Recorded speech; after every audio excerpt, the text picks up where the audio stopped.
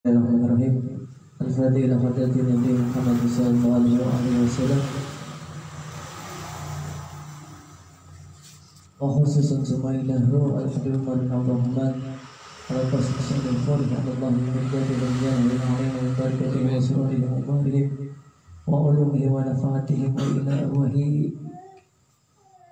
Sebenarnya nama keluarga jenengan ketika itu